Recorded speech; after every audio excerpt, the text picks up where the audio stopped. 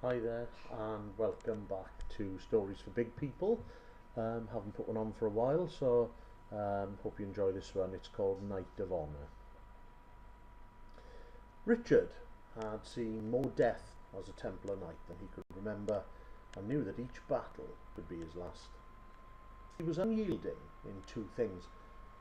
Firstly, his duty to God, and secondly, his knowledge that if he failed, he would go straight to heaven. He fought for a higher power and truly believed that it was his destiny to fight the Muslim hordes in his name. Damascus, however, had made him question his beliefs.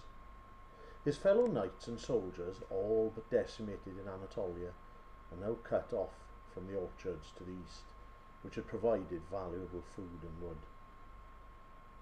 His last battle had been bloody, and they were greatly outnumbered.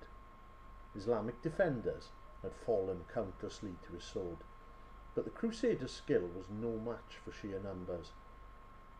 With the retreat called and himself isolated, he couldn't leave without his companion. He would not leave him.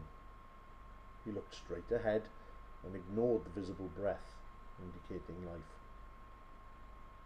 He hated to devalue any life, but there was much at stake. 3 angry men stood in his way. He advanced in the uncharacteristic rain. As he blocked the initial thrust, his training gave his first opponent no chance. Steel met flesh through the mail hauberk, and life ended swiftly. He was used to delivering death. His first obstacle was dispatched, and his blood served as a direct warning to the next.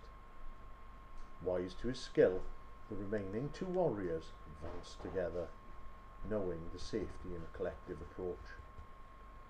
With his heavier armour, Richard would tire first if this were dragged out. He knew their fighting style, and it was dissimilar to his own. His training prepared him.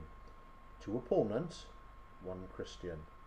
They must be kept in linear fashion. He feinted, making them move. They were aligned, naive. The first advanced, wildly swinging his sword.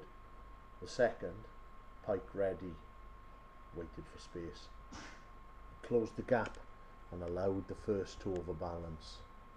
Swish. Crimson arced and he fell silent. Only 1 remained. He could see his friend, his companion. Come on! Richard had to close the gap, for the pike was a distance weapon. When the moment appeared, he would strike. Tentatively, they circled. Suddenly, he danced forward, bringing the sword down, hard. With his circular shield, his enemy blocked, but it was too late. Richard's dagger was already out and finding his way in, piercing his heart. They met at close range, and Richard felt a last, fetid breath on him.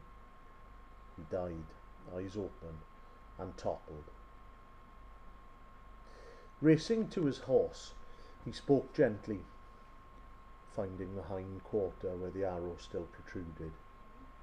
Whispering, he reassured his steed and snapped the arrow, leaving the head in for the present. The horse whinnied in pain and arose alarmed. As Richard mounted, he silently thanked his master by conveying him, through the rain, back to the ranks. He had succeeded, and with honour. Nobody was to be left behind, if they could be saved. It was God's will. Hope you liked that. There's some more stories on the way, but feel free to check out my first novel, The Educator, which is on inkit.com.